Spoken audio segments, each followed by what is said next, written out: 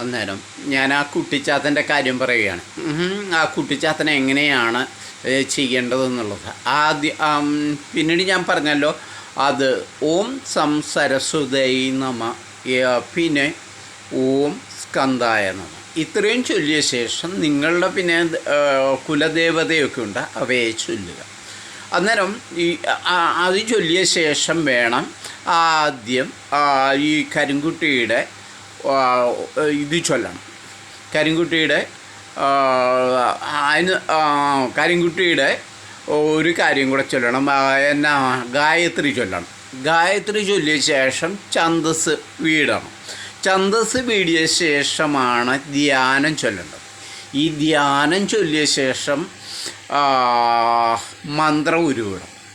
അതിനുശേഷം പഴയതുപോലെ നിങ്ങൾക്ക് പിന്നീട് ഇത് ശാക്തേയ പൂജയാണ് കൊടുക്കുന്നത്. അന്നേരത്തേക്ക് ഇതിൻ്റെ കൂടെ ഭദ്രകാളി അല്ലെങ്കിൽ കരിനീലിയെ ഉപവസിച്ച് അതിനെയും സിദ്ധി വരുത്തണം.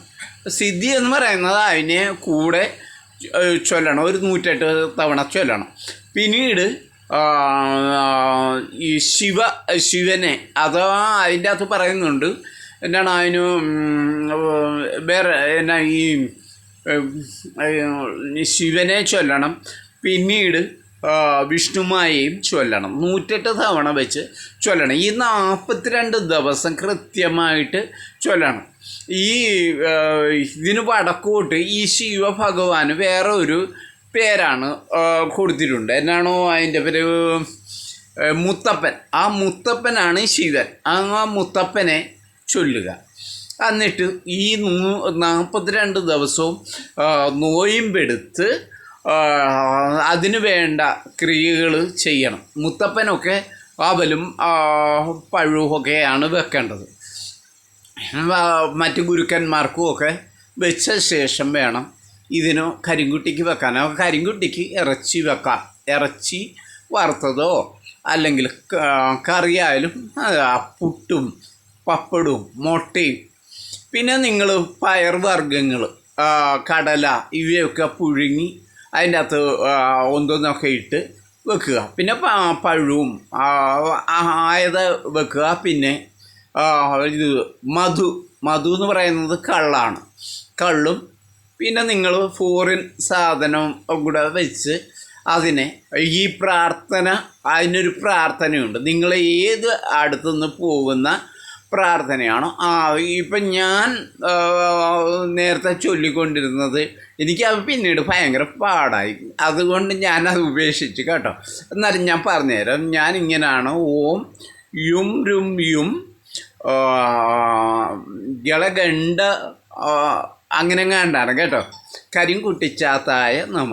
ഇതായിരുന്നു ഞാൻ ചെയ്തുകൊണ്ടായിരുന്നത്. അത് ചൊല്ലരുത്. വേറെ എന്തെങ്കിലും നിങ്ങൾ വാങ്ങുന്ന പിന്നെ നിങ്ങൾ ചെല്ലുക. അതിന് മുമ്പേ നിങ്ങൾ തൃപ്രയാർ അമ്പലത്തിൽ ചെന്ന് വഴിപാട് നടത്തണം.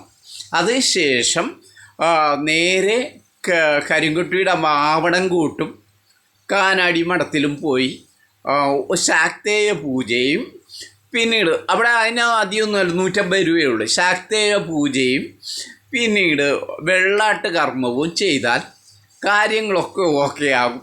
നല്ലതായിട്ട് 42 ഭക്തിപരമായിട്ട് നോയമ്പെടുക്കണം. അത് അന്നേരത്തേക്ക് ഇറച്ചി മറ്റും മുതലായ ഒന്നും ഉപയോഗിക്കരുത്. നല്ലതായിട്ട് ചെയ്താൽ കൃത്യമായിട്ടും കരിങ്കുട്ടിയെ നിങ്ങൾക്ക് പ്രാർത്ഥിക്കാൻ കഴിയും. പിന്നെ കരിങ്കുട്ടിക്ക് വന്നു കഴിഞ്ഞാൽ ഉപാസന എടുത്തു കഴിഞ്ഞ് കഴിഞ്ഞാൽ അതിനും മാന്ത്രിക വടി വേണം. പിന്നീട് ഈ ചെലമ്പ് വേണം. അങ്ങനെയൊക്കെയുള്ള കുറേ കാര്യങ്ങളുണ്ട്.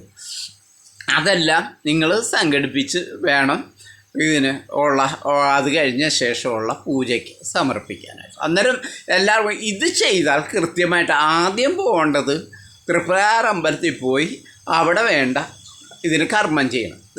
എന്തെങ്കിലും പൂജ ചെയ്ത ശേഷം വേണം നേരെ യാവണം കൂട്ടും ഈ കാനാടി മഠത്തിലും പോയി അവിടെയും ഈ വെള്ളാട്ട് കർമ്മവും ഒന്നൊന്നും ചെയ്യാം. ചെയ്തു കഴിഞ്ഞ ശേഷം നിങ്ങളിത് ചെയ്താൽ ഉറപ്പായും കുട്ടിച്ചാത്തൻ നിങ്ങൾക്ക് അനുഭവവേദ്യമാവും.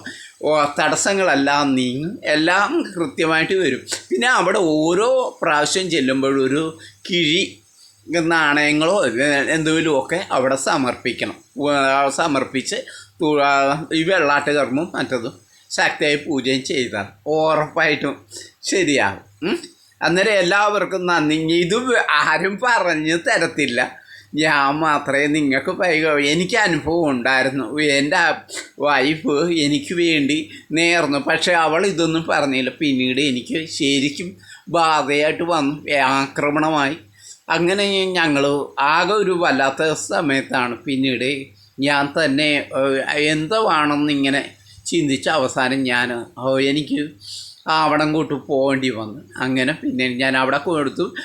അതിൻ്റെ പരിഹാരം അവൾ പറഞ്ഞൊരു വിളക്കായിരുന്നു. ആ വിളക്കും പിന്നെ ഒരു പൊട്ടും ഇതെല്ലാം സമർപ്പിച്ച് കിഴി നാണയങ്ങളും സമർപ്പിച്ച് ഞാൻ അവൾ ചെയ്ത അപരാധത്തിന് ഞാൻ ക്ഷമ ചോദിച്ചു, പിൻവാങ്ങി. അന്നേരം ഇത്രയേ ഉള്ളൂ. ആദ്യം അത് ചെയ്യുക, പിന്നീട് ഗുരുവായൂർ അമ്പലത്തിലും ഇടയ്ക്ക് പോയി ഒന്ന് തൊഴുക. ഇത്രയേ ഉള്ളൂ കേട്ടോ. അന്നേരം ആരും വിഷമിക്കേണ്ട. ഇത് ആദ്യം ചെയ്യേണ്ടത് തൃപ്രയാറമ്പലത്തിൽ പോയി അതിൻ്റെതായ ഞാനിങ്ങനെ ചെയ്യുന്നുണ്ട് എന്ന് എനിക്ക് അതിന് വേണ്ട സഹായങ്ങളെല്ലാം അവിടെയാണ് അതിൻ്റെ കേന്ദ്രം. എല്ലാവിധ അനുഗ്രഹങ്ങളും ഉണ്ടാകണം എന്ന് പറഞ്ഞ് പ്രാർത്ഥിച്ച് അവിടെ വഴിപാട് കഴിച്ച ശേഷം ആണ് തുടങ്ങേണ്ടത് കേട്ടോ. അന്നേരം എല്ലാവർക്കും നന്ദി, നമസ്കാരം. എൻ്റെ പേര് പ്രദീപ് കുമാർ. എനിക്കറിയാം ചിലതൊക്കെ ഈ കാര്യങ്ങളും അതുകൊണ്ടാണ് ഞാൻ ഈ ഒത്തിരി പേര് ഇങ്ങനെ വിഷമിക്കുന്നുണ്ട്.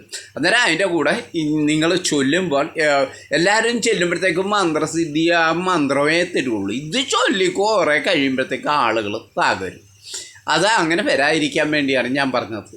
ഒന്നി ഭദ്രകാളി, അല്ലെ കരിനീൽ, പിന്നെ മുത്തപ്പൻ, പിന്നെ അല്ലെങ്കിൽ ശിവൻ. മുത്തപ്പൻ തന്നെയാണ് ശിവൻ, പിന്നെ വിഷ്ണുമായ. ഇതിനെ കൂടെ ജപിച്ച ശേഷമേ കരിങ്കുട്ടിയെ പ്രാർത്ഥിക്കാം, അല്ലെങ്കിൽ തകിടം മറിച്ച് കളയും. അന്നേരം ശരി, എല്ലാവർക്കും നന്ദി.